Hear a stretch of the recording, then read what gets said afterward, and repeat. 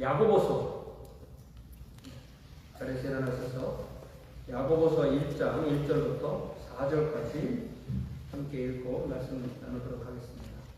야고보서 1장 1절부터 시작. 하나님과 주 예수 그리스도의 종 야고보는 흩어져 있는 열두 교회에게 전하노라. 내 형제들아, 너희가 여러 가지 시험을 당하여 온전히 기쁘게 되라. 이는 너희 믿음의 시간이 인내를 만들어내는 너희가 알라. 인내를 온전히 두라. 이는 너희로 온전하고 위하여 조금도 부족함이 없게 하려 함이라.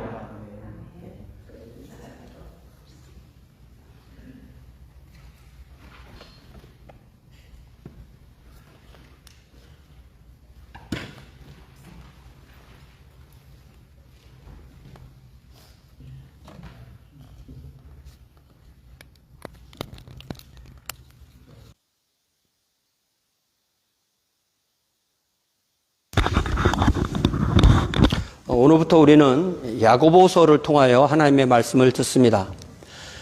야고보서는 행함이 뒤따르는 믿음을 강조한 서신이죠. 믿음이 원인이라면 행함은 그 결과입니다. 하나님과 우리의 관계는 생명의 관계입니다. 하나님이 우리에게 주시는 생명을 영생이라고 하죠. 생명은 그게 육체적 생명 그리고 영적인 생명으로 나눌 수 있는데요. 육체적 생명은 부모를 통하여서 하나님이 우리에게 주시는 것이고, 영적인 생명은 믿음을 통하여 우리에게 성령 하나님께서 주시는 것입니다. 사도 바울 그리고 바나바가 제1차 선교 여행을 통해서 갈라디아 지방에서 여러 도시를 방문하면서 예수 그리스도의 복음을 전하고 교회를 세웠죠. 그러나 그 이후에 유대주의자들이 침투해서 할례를 포함해서 여러 가지 율법과 의식을 지켜야만 참된 구원을 받는다고 아주 교회를 혼란스럽게 만들었습니다. 그래서 각 교회가 그 문제에 온전히 대처하도록 사도 바울이 써서 보낸 서신이 바로 갈라디아서이죠. 사도 바울은 이 서신을 통해서 할례를 포함해서 구약성경에 어떤 율법적 의식을 준수하는 것은 구원과 아무런 상관이 없다라는 것을 분명하게 선포합니다. 구원은 할례와 같은 의식을 지키고 안 지키고의 문제가 아니라는 것입니다. 구원은 하나님께 받은 생명입니다. 그러니까 구원은 곧 영생이죠. 하나님과의 살아있는 관계입니다. 자, 여러분, 생명은 능동태일까요? 수동태일까요? 여러분, 제가 주보에 써드린 갈라디아서 4장 9절 앞부분을 좀 봅시다. 거기 보면은 이제는 너희가 하나님을 알 뿐 아니라 더욱이 하나님이 아신 바 되었거늘. 그러니까 앞에는 내가 하나님을 안다라는 능동태로 썼죠. 그런데 내가 하나님의 아신 바 되었다라는 것은 수동태죠. 그러면 이 능동태 문장과 수동태 문장 중에서 어떤 것이 원인이고 어떤 것이 결과입니까? 좀 생각을 좀 해보셔야 됩니다. 하나님이 나를 아신 바 된 것이 원인이고, 그래서 내가 하나님을 아는 것이 결과라는 것입니다. 하나님이 나에게 생명을 주셔서 그래서 내가 죄와 허물로 죽었던 내가 살아난 겁니다. 그리고 이것을 요한복음 5장에서는 첫째 부활이라고 하죠. 자, 우리는 약하고 천박한 초등학문을 지키는 것을 통해서 하나님께 주신 생명을 얻을 수는 없다는 것입니다. 우리는 종교를 통해서, 율법을 통해서, 의식의 규정을 지키는 걸 통해서, 법조문을 지키는 걸 통해서 영생을 얻을 수 없습니다. 기쁜 소식의 핵심은 하나님이 예수 안에서 주시는 생명을 믿음으로 받는 것입니다. 그러니까 생명의 핵심은 근본적으로 수동태라는 것입니다. 하는 것이 아니라 되는 것입니다. 새 생명이 태중에서 잉태되죠. 그죠? 또 새 생명이 280일 자라고 난 다음에 태어나죠. 다수동태입니다. 그래서 태어난 생명이 숨을 쉬는 것은 원인이 아니라 결과인 거죠. 살아있으니까 숨을 쉬는 거죠. 맞습니까? 그래서 이 야고보에서 전반적으로 얘기하는 행함이 있는 믿음이 살아있는 믿음이라는 뜻은, 살아있는 믿음은 행함이라는 결과가 따라오게 돼 있다, 이 말을 하는 거예요. 그것이 자연스럽다는, 그것을 강조하는 책이 바로 야고보서입니다. 우리 제가 요즘 누가 선물로 복숭아로 주셔서 복숭아를 잘 먹고 있는데요. 자, 복숭아 나무가 있다고 합시다. 복숭아 나무니까 복숭아를 여는 거지. 복숭아를 열었기 때문에 복숭아 나무다 이렇게 생각하는 분 있어요. 그러나 원인과 결과를 잘 생각하면 복숭아 나무이기 때문에 복숭아를 여는 거예요. 그러니까 복숭아 나무가 원인이고 복숭아가 결과예요. 복숭아 나무가 원인이고 복숭아 잎도 결과죠. 복숭아 나무가 원인이고 복사꽃이 결과죠. 그러니까 저건 복숭아 나무인데 아직 복숭아를 열지 않았어. 그러니까 그건 복숭아 나무가 아니야. 그러면 안 되는 거죠. 때가 되면 가지치기도 해주고 또 거름도 주고 물도 주고 병충해도 방제하고 하면은 때가 되면 아름다운 꽃이 피고 복숭아 열매를 맺게 되는 것입니다. 오늘 우리가 나누는 이 야고보서 1장 1절부터 4절에서 말씀하시는 인내도 마찬가지입니다. 영생을 얻기는 했는데 내가 인내하지 못하면 중간에 영생을 잊어버리나요? 잃어버리나요?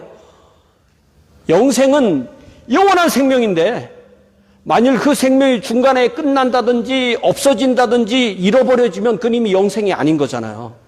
그러니까 인내도 내가 하나님을 붙들고 있는 동안 내가 인내하는 동안만 구원이 있는 거야. 이게 아니라는 거야. 하나님이 나에게 인내를 주신다는 것입니다. 하나님이 나에게 하나님을 끝까지 믿을 수 있는 믿음을 주신다는 것입니다. 그래서 오늘 야고보서 1장 1절에서 4절 말씀에서 인내라는 제목으로 하나님의 말씀을 듣습니다. 거기 1절에 보니까 하나님과 주 예수 그리스도의 종 야고보는 흩어져니 12지파에게 문안하노라 이렇게 되어 있는데 이 야고보 우리가 굉장히 잘 알 것 같죠? 야고보 마치 굉장히 친한 것 같죠? 네. 잘 아는 것 같죠? 이 야고보는 구약에서는 야곱이라고 했어요. 야콥. 예. 이삭과 리브가가 결혼했는데 자녀가 없었다가 기도해서 낳은 쌍둥이 아들이 형은 에서. 에서는 낳고 나니까 몸에 어린애가 태어난 애가 털이 벌써 많고 몸이 붉어서 털이 많다는 뜻도 되고 몸이 붉다는 뜻도 에사 이렇게 이름을 줬고 둘째는 쌍둥이인데 자기가 태어나면서 나오면서 그 에서의 발목 뒤꿈치를 꽉 잡고 태어난 거예요. 그래서 발꿈치를 잡은 자 내지는 사기꾼이라는 이름으로 야콥이라는 이름을 받습니다. 그래서 이 야콥이 이제 그리스 문명권으로 들어가면서 헬라어라는 언어로 들어가면서 쓸 때 야코보스, 보스 할 때 스가 그게 주격조사인데 야코보 이렇게 된 거예요. 그래서 한국말로 옮길 때는 그 주격조사 스는 빼고 야고보 이렇게 된 겁니다. 그런데 이 영어는 야고보를 뭐라고 말해요?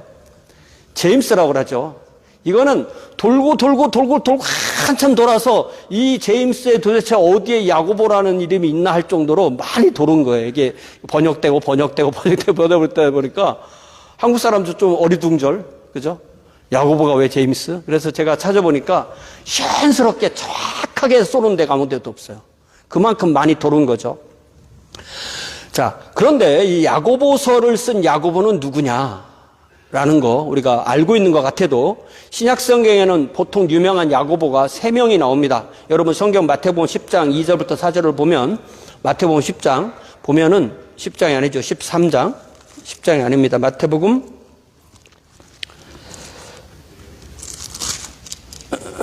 10장이 아니고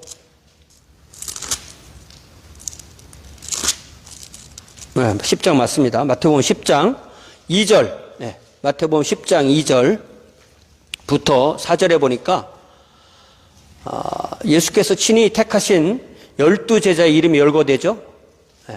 근데 이 12명의 중에서 이미 2사람의 이름이 같은데 그 이름이 야고보예요. 그죠?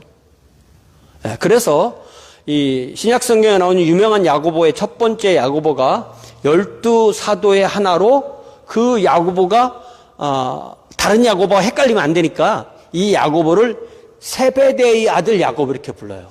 그런데 보통 항상 그의 동생인 요한과 함께 등장합니다. 그래서 야고보와 요한. 그래서 마태복음 10장 2절에 보니까 세베대의 아들 야고보와 그의 형제 요한 이렇게 돼 있어요. 그래서 베드로, 야고보, 요한 요 3명이 예수님의 가장 가까운 제자였습니다. 그런데 여러분 사도행전 12장에 가보면 이 야고보가 사도행전 12장에 가보면 1절에 보니까 그때 헤롯 왕이, 이 헤롯은 헤롯 아그리빠예요. 헤롯 왕이 손을 들어 교회 중에서 몇 사람을 해하려 하여 요한의 형제 야고보를 칼로 죽이니. 예. 그러니까 이 예수께서 제자들과 함께 마지막으로 예루살렘으로 올라가실 때 야고보하고 요한하고 또 야고보와 요한의 어머니하고 요 셋이서 예수님께 간절히 간청하는 내용이 마가복음 10장 37절에 나오는데요. 주의 영광 중에서 우리를 하나는 주의 우편에 하나는 좌편에 앉게 하여 주옵소서. 이때 우리 주님께서 뭐라고 답하시죠? 38절에 너희는 너희가 구하는 것을 알지 못하는도다. 여러분 우리가 기도할 때 다 알고 기도합니까? 우리가 모르는 것도 구할 수 있다는 거죠. 너희가 구하는 것을 알지 못하는도다. 내가 마시는 잔을 너희가 마실 수 있으며 내가 받는 침례를 너희가 받을 수 있느냐? 그러자 대뜸 뭐라고 그래요? 할 수 있습니다. Yes, we can. 이렇게 얘기해요. 그러자 예수께서 말씀하시기를 너희는 내가 마시는 잔을 마시며 내가 받는 침례를 받으려니와 내 좌우편에 앉는 것은 내가 줄 것이 아니라 누구를 위하여 준비되었든지 그들이 얻을 것이다. 근데 우리가 알다시피 이 12사도 중에서 야고보는 제일 먼저 순교했고 요한은 제일 오랫동안 살고 다른 사도들은 다 순교했는데 요한은 가장 늦게까지 살다가 자연사했잖아요. 그러니까 이 사람들이 그렇게 주의 잔을 마시고 주의 침례를 내가 받을 수 있다라고 말을 했지만 자기들의 삶을 모르는 거죠. 우리가 기도할 때 우리가 매일에 들어오고 나감에 있어서 우리 삶의 주인은 우리가 아닌 것입니다. 우리의 삶의 주인은 바로 우리 주님이시죠. 자, 그러면 두 번째 야고보는 누구냐면은 이 둘째 야고보는 마태복음 10장 3절에 나오는데 12사도 가운데 나오는 야고보인데 이 사람은 알페오의 아들 그렇게 돼 있어요. 그러니까 우리가 야고보 그러면은 어떤 야고보 이렇게 물어봐야 되는 거예요. 우리 교회에서도 우리 집사람들 그런 말을 잘하는데 권사님이 그러면 도대체 난 어떤 권사님? 난 딱 찍어주지 않으면 못 알아들으니까. 근데 이게 문맥을 통해서 알아야 되는 거거든요. 그래서 야고보 그러면 이게 어떤 야고보구나. 그래서 두 번째 야고보는 알페오의 아들 야고보. 당시 유대인은 이 성 따로 이름 따로 이렇게 있지 않았어요. 그래서 보통은 이렇게 이름이 같으면 아버지 이름을 먼저 불러요. 그래서 세베대의 아들 야고보, 알페오의 아들 야고보. 또 어떨 때는 그 사람의 출신 그 동네 나사렛 예수 내지는 그 사람의 직업을 가지고 목수 예수 이런 식으로 구분해서 부릅니다. 자, 신약 성경에 세 번째 나오는 야고보는 바로 예수님의 네 동생 중에 첫 번째 동생이 바로 야고보예요. 예수께서 고향 나사렛을 방문하시고 나사렛 회당에서 가르치시니까 사람들이 예수님의 지혜와 능력에 놀라 반응합니다. 여러분 이제 마태복음 13장 찾아보세요. 거기 보면은 분명하게 나옵니다. 마태복음 13장에 보니까 이 저자인 야고보예요. 야고보서의 저자인 야고보입니다. 자, 그래서 임의 삶을 사셨던 것입니다. 어머니를 포함해서 예수의 형제들은 예수님의 공생의 기간에는 아무도 예수님의 제자가 되지 않았습니다. 그래서 요한복음 7장에 보니까 유대인들의 명절인 초막절에 예수의 형제들이 조롱하는 말투로 예수께 이렇게 도전합니다. 요한복음 7장 3절 4절에 보니까 당신이 행하는 일을 제자들도 보게 여기를 떠나 유대로 가세요. 스스로 나타내 구하면서 묻혀서 일하는 사람이 없나니 이 일을 행하려면 세상에 자신을 나타내소서. 얼핏 들으면 굉장히 격려하는 말로 들리지만 사도 요한은 바로 5절에서 그들의 말을 어떻게 평가하냐면 이는 그 형제들까지 예수를 믿지 아니함이러라 라고 했습니다. 우리는 주님의 주권을 따라야 됩니다. 주님한테 우리가 이래라 저래라 할 수 없는 거예요. 우리는 주님을 명령할 수 없고 주님을 조정할 수 없고 주님을 조작할 수 없습니다.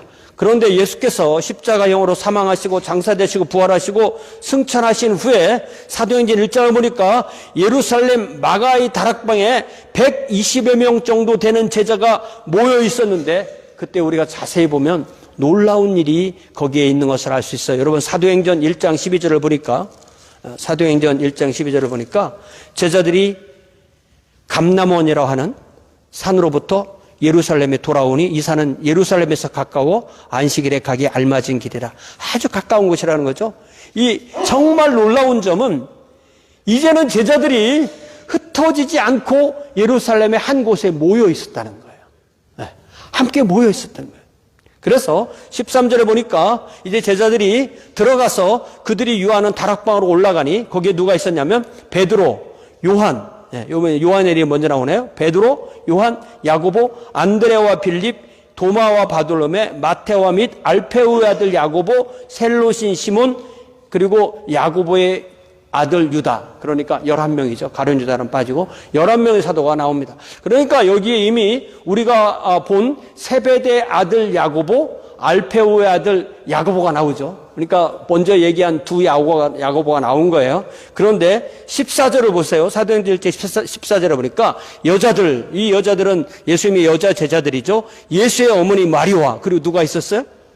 예수의 아우들도 더불어 마음을 같이하여 오로지 기도에 힘썼다. 그러니까 여기에 예수님의 동생인 야고보, 시몬, 요셉, 유다가 그 자리에 있었던 거예요. 그러니까 우리가 지금까지 신약에 유명한 야고보가 3명이 나온다고 했는데 그 3명이 다 이 자리에는 지금 함께 있었던 거예요. 그죠? 네, 함께 있습니다. 자, 그래서 그 세 사람이 누구라고요? 세베대의 아들 야고보, 알페우의 아들 야고보, 예수님의 동생 야고보, 이렇게 있었던 거죠. 그래서 이 마가의 다락방에 함께한 제자들이 약 120여 명이었고 그들이 오로지 기도에 힘쓰고 열흘 후 오순절이 되었을 때 성령께서 강림하셔서 각 사람에게 함께 하신다는 얘기가 2장에 나오는 거죠. 그래서 예수님의 동생 야고보는 그 이후에 예루살렘 교회에서 사도 베드로와 버금가는 지도력을 얻게 됩니다. 여러분 쭉 뛰어서 사도행전 15장을 보세요. 거기에 무슨 이야기가 나오냐면 사도행전 15장에 보면은 사도 바울이 바나바와 함께 갈라디아 지방에 복음을 전하고 난 이후에 유대주의자들로 인한 문제로 교회가 혼란스러워지니까 바울과 바나바가 예루살렘에 방문하여서 모든 사도들, 모든 장로들을 함께 모여서 이 문제를 대처하기 위해서 회의를 하는 내용이 나옵니다. 그래서 여기 6절에 보니까 사도와 장로들 이런 말이 나오잖아요. 사도와 장로들.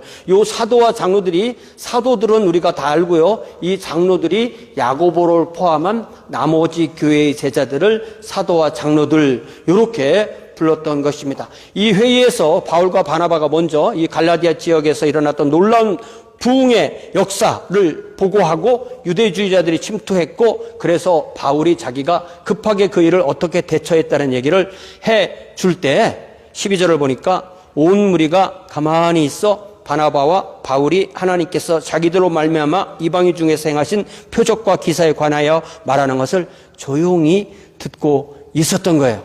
그러니까 바울과 바나바가 보고할 때 조용히 들은 거죠. 그리고 나서 13절에 보니까 바울과 바나바가 말을 마치니까 누가 대답하여 이랬어요?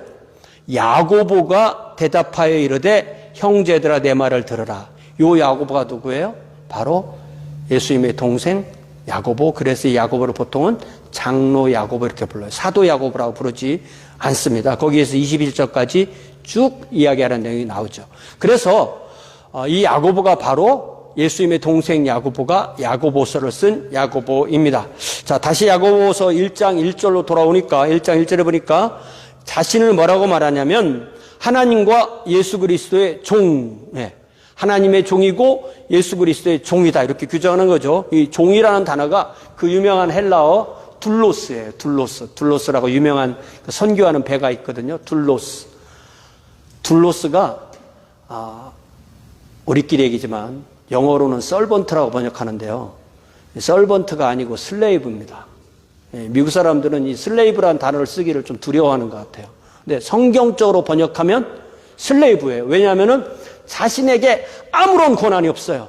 자신의 개인적인 시간, 또 자기의 돈, 결혼해서 자녀를 낳아도 그건 주인 거예요. 아무것도 자기 게 없는 거예요.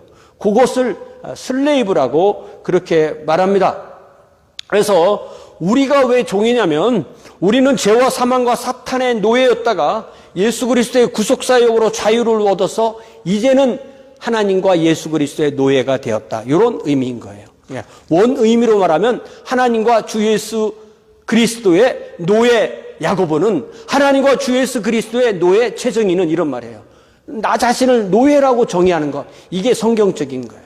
그러니까 야고보뿐만 아니라 우리도 또한 하나님과 예수 그리스도의 종이며 노예라는 것입니다. 그러면 나도 노예, 너도 노예. 그러면 우리 형제 자매와는 어떤 관계입니까? 유명한 이 종교개혁자 마르틴 루터는 한 사람의 그리스도인을 어떻게 정의했냐면, 한 사람의 그리스도인은 모든 사람으로부터 자유로운, 전적으로 자유로운 주이다. 후릴 로드다. 하나의 주권자다. 한 사람이 하나의 주권자다. 그렇기 때문에 누구에게도 종속되어 있지 않다. 그러나 동시에 한 사람은 누구에게든 모든 이에게든 전적으로 충실한 노예이고 종이고, 그래서 모든 사람에게 종속되어 있다. 이렇게 말했어요. 이 루터의 말은 항상 역설이에요. 역설, 패러독스. 그럼 패러독스라는 말 들어봤죠? 패러독스라는 말은 뭐냐면 틀린 말인 것 같은데 잘 생각해 보면 맞는 말을 역설이라고 그래요. 궤변은 맞는 말 같은데 잘 들어보면 틀린 말을 궤변이라고 그래요. 그러니까 이 예수님도 아주 많은 역설을 하셨거든요. 역설은 이 복음 진리를 전하는, 성경의 진리를 전하는 놀라운 하나의 수사법인 것입니다. 그래서 루터는 역설의 대가였고, 그러니까 하나님의 종이라는 말은 동시에 사람의 종이라는 의미도 갖는다는 것이죠. 목사님들이 화가 나면 그런 말 잘해요. 내가 하나님의 종이지 니들 종이냐? 그러면 안 되는 거예요. 우리는 다 종인 거예요. 서로 다 종인 것입니다. 그러니까 우리 자신을 종으로, 노예로 오신 예수님을 주님으로 따른 우리 모두는 우리 자신도 노예이고 종이다라는 우리 신분을 분명히 깨닫기를 주님의 이름으로 부탁을 드립니다. 자, 그러면서 흩어져 있는 12지파에게 문안한다. 야고보는 자신의 서신을 흩어져 있는 12지파에게 보내는데, 우리가 알다시피 이스라엘의 레위 지파를 포함해야 이제 13지파가 되거든요. 그래서 보통은 12지파라고 말하지만 실제로는 13지파예요. 이 13지파 중에서 남왕국을 이루고 있던 지파가 유다 지파, 베냐민 지파, 그리고 제사장 지파였던 레위 지파잖아요. 그러니까 요 세 지파를 제외하고 나머지 이 10지파는 722년 이후에 거의 역사에서 사라졌어요. 그렇기 때문에 그 이후로 12지파라는 말은 상당히 상징적인 의미인 거예요. 그래서 여기에서 말하는 흩어져 있는 12지파라는 말은 이스라엘의 어떤 육체적이고 어떤 종교적인 그런 유대교인이나 이스라엘 사람들을 의미하는 게 아니고 12지파로 상징되는 영적인 이스라엘, 그러니까 그리스도인 교회를 의미하는 예수의 제자들을 그렇게 의미하는 것입니다. 그래서 이 서신의 독자는 하나님과 주 예수 그리스도의 종 야고보는 흩어져 있는 12지파에게 문안한다고 할 때 이 편지를 처음 받은 첫 번째 독자로부터 오늘 이 편지를 나누고 있는 저와 여러분도 이 독자에 포함된다, 안 된다? 포함된다 이거죠. 이 편지의 독자가 저와 여러분이 되는 것입니다. 흩어진 스케러드라고 돼 있죠. 스케러드. 이 흩어진이라는 단어가 그 유명한 디아스포라예요. 디아스포라는 단어가 이 성경에 신약성에 딱 한 번 나오는 단어인데 굉장히 유명하죠. 유대인들은 587년에 바벨로니아로 포로로 잡혀간 이후로부터 중간에 독립하기도 했지만 한 2500년 동안 자신의 민족적 종교적 정체성은 있는데 자기들의 땅이 없고 자기들의 나라를 이루지 못하는 그러한 사람으로 살았어요. 그래서 그것을 디아스포라 유대인 그래요. 디아스포라라는 말에는 유대인이라는 뜻이 없어요. 그거는 이산이라는 말이에요. 이산. 이산 가족 그렇게 말하죠. 이산이라는 말이에요. 그러니까 우리는 미국의 이 지역에 살고 있는 디아스포라 코리안 이렇게 말하는 거예요. 우리가 우리를 정의할 때, 왜냐하면 우리의 고향을 떠나와서 살고 있기 때문에 그렇죠. 자, 하나님은 왜 우리 그리스도인을 이 온 세상에 흩어놓으실까요? 왜 저와 여러분은 지금 이 미국 남부 루이지아나 베톤루즈를 중심으로 살고 있을까요?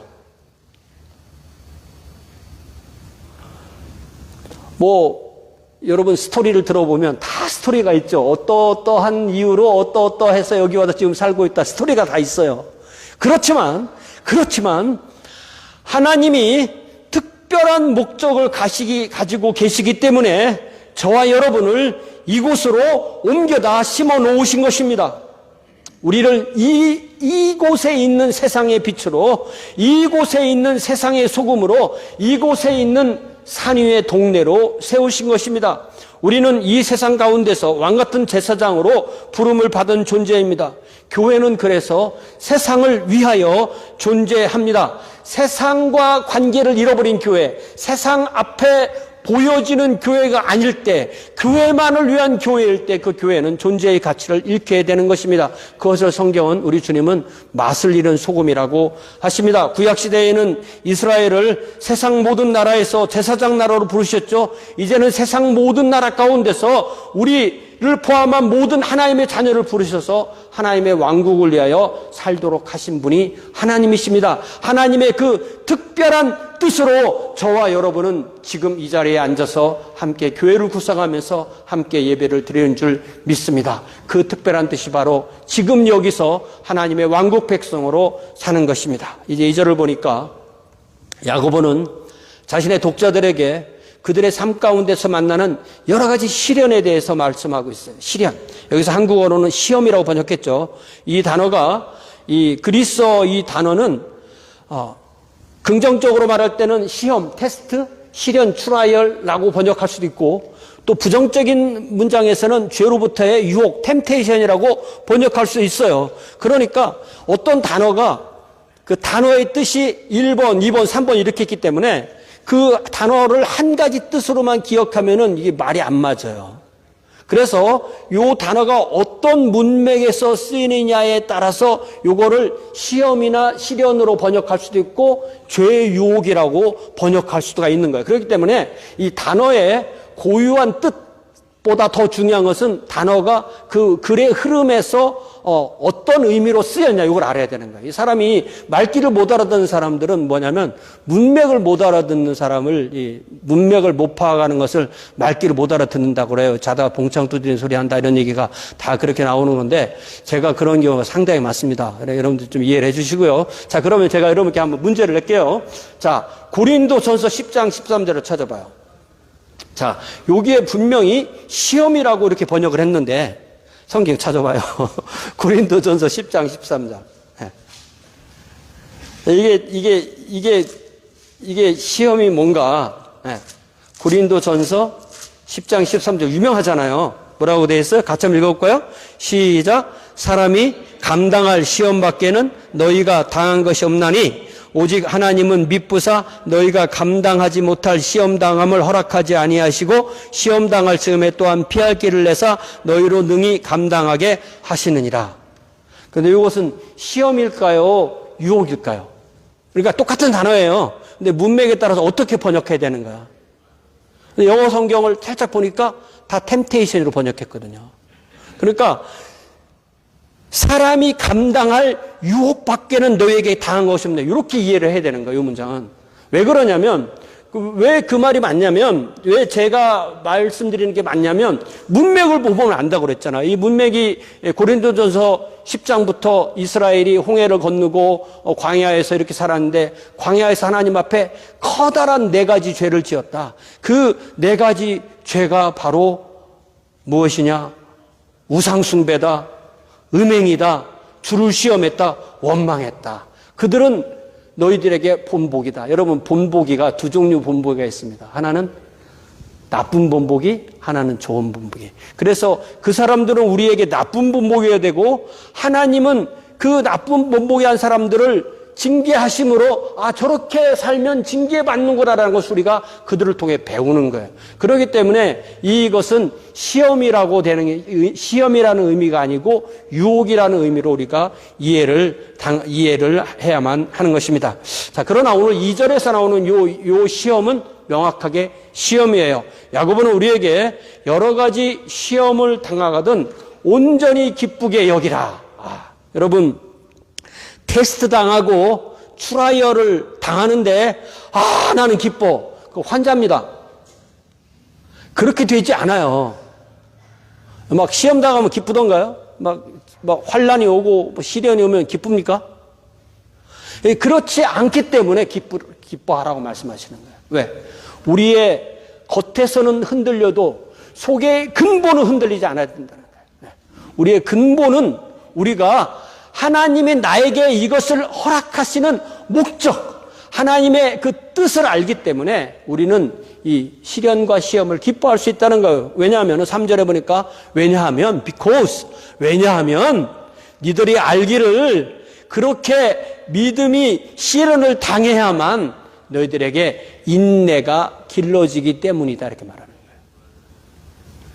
여러분 만약에 온실 속에서 자란 화초가 온실 밖을 나오면 강한 생명력이 없기 때문에 쉽게 죽습니다. 그러나 순전한 자연에서 사시사철을 겪은 야생화는 강한 생명력을 갖습니다.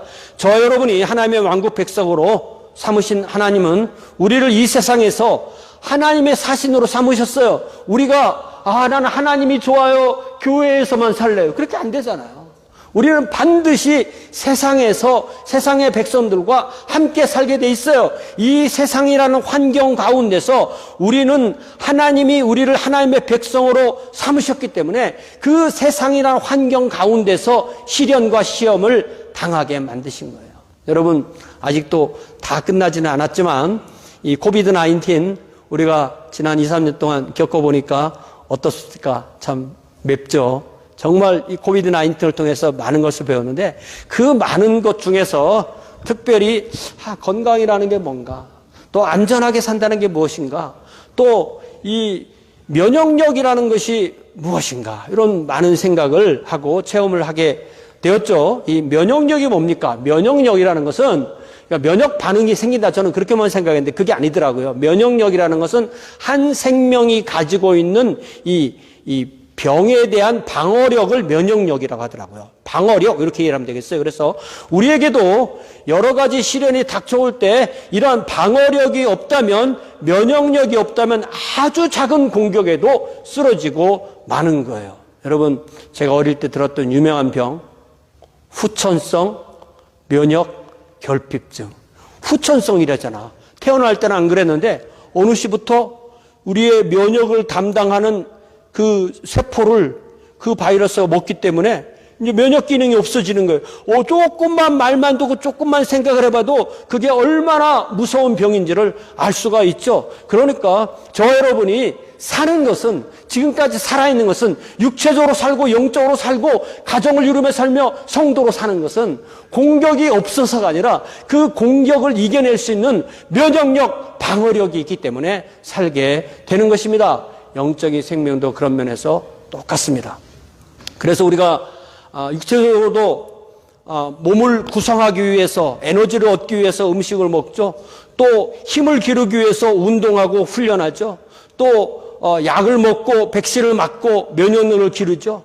하나님께서 우리에게 허락하시는 것은 다 그런 거예요. 말씀으로 음식을 주시고, 기도로 또한 우리를 강화하게 하시고, 시련과 시련을 통해서 운동을 주시고, 훈련을 하고 강해져서 더 많은 것을 대처할 수 있도록 하시는 거예요. 그러니까 그 모든 것이 우리의 믿음을 키우시는 하나님의 프로그램 안에 있다는 거예요. 그래서 4절에 보니까 결정적으로 이렇게 말하는 거예요. 4절을 잘 보면 인내를 이루라. 이는 너희로 온전하고 구비하여 조금도 부족함이 없다. 그러니까 우리는 하나의 등식을, 어떤 그 순서를, 이 훈련의 코스를 딱 볼 수 있는데, 맨 처음에 우리가 믿음이 있으면 그 다음에 하나님 뭘 줘요? 시련을 주시고, 시련이 주어지면 그 다음에 뭐가 생기는 거예요? 인내가 생기고, 인내가 생기면 그 다음에 성숙해진다. 이런 과정이라는 거예요. 그러면 우리가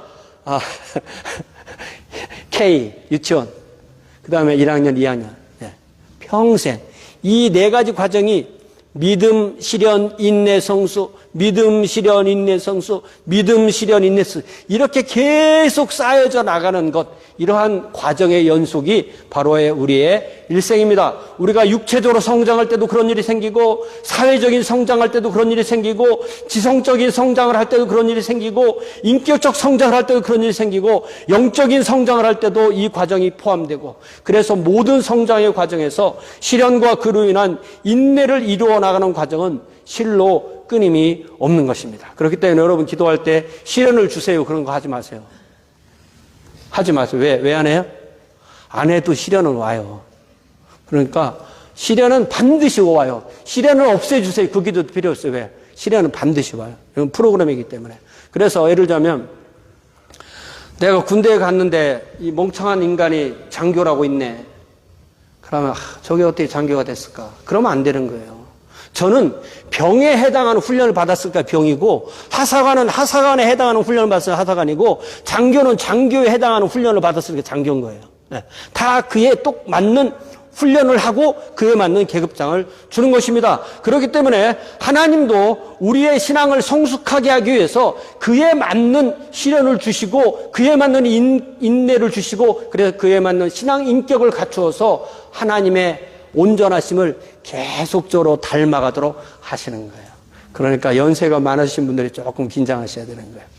내가 이렇게 많이 주님을 믿었는데 얼마나 닮았나. 그래서 여러분 제가 주보에 써드린 에베소서 4장 13절에 보니까 자, 에베소서 4장 13절에 뭐라고 되어 있어? 같이 읽어봐요. 시작. 우리가 다 하나님의 아들을 믿는 것과 아는 일에 하나가 되어 온전한 사람을 이루어 그리스도의 장성한 분량이 충만한 데까지 이른다. 이렇게 되어 있죠. 그러니까 우리의 일생은 주님을 닮아가는 나날의 연속이라는 거죠. 우리는 주님을 각자 믿지만 함께 믿습니다. 내가 누구를 위해 대신 믿어줄 수가 없어요. 각자 믿습니다. 그러나 혼자 믿진 않아요. 우리는 함께 주님을 믿습니다. 그래서 반드시 믿는 형제 자매들 함께 모여서 교회를 만들고 교회에 모이고 교회에서 함께 예배하고 교회에서 함께 기도하고 교회에서 함께 성경을 공부하고 교회에서 함께 은혜를 나누고 또 함께 먹고 함께 마십니다. 이것이 우리가 다 하나님의 아들 예수 그리스도를 믿고 아는 일에 통일성을 이루어서 우리 각자가 그리고 공동체로서의 교회가 온전한 사람, 예수 그리스도를 닮은 사람을 이루기 위함입니다. 그렇기 때문에 우리가 각자 성도가 그리고 교회가 목표하는 목표는 그리스도의 장성한 분량입니다. 그러니까 우리는 육신을 이 땅에 놓고 주님 앞에 가는 그날까지 계속 자라고 계속 성숙하는 거예요. 성장과 성숙이 멈춘 개인과 공동체는 실로 위험합니다. 성장은 어느 때 멈출 수 있어요. 그러나 성숙은 멈춰서는 안 되는 거예요. 우리가 주님 앞에 가는 그날까지 예수 그리스도의 장성한 분량에 이르기까지 계속 성숙하게 되는 것입니다. 이제 반주에 쉬는 동안에 이 한 주에도 어떠한 시련을 만날지라도 인내로 온전히 이루어서 성소로 나가는 저의 여러분이 되기를 위하여 다 함께 간절히 기도합시다.